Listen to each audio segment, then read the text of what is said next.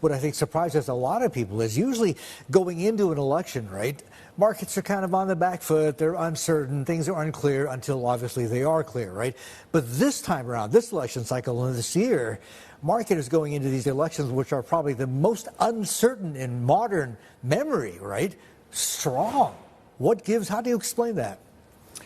Well, when we think about the 2016 election and the 2020 election, even Brexit, for example, Brexit, I think, was a surprise to the markets in terms of the betting markets and the prediction markets.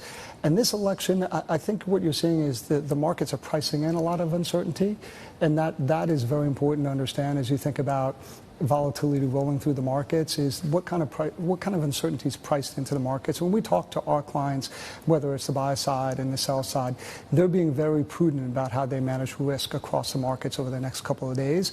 And then, of course, we're keeping in contact with our regulators and making sure the limit checks and the credit checks that we have in our system, we're paying very close attention to throughout the day. So those are the things that we'll do that we normally might not do on any other given week. But I think, the street understands to expect the unexpected this time around. Yeah, I mean, look, markets investors, they just absolutely hate uncertainty, right?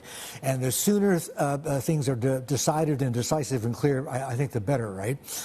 In some states, though, and I'm thinking out west, Nevada, Arizona, et cetera, it could take more than a couple of days, right? If this drags on, and the historical parallel has got to be probably Gore-Bush 2000, market did not like that at all. Are you ready for that?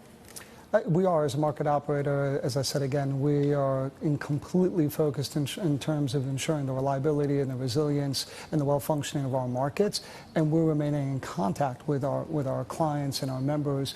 And so, for instance, if it becomes a risk-off environment or a risk-on environment, we'll know pretty quickly in the markets, and we'll make sure that we're adjusting for that, and we have the operational, if you will, horsepower to manage all that.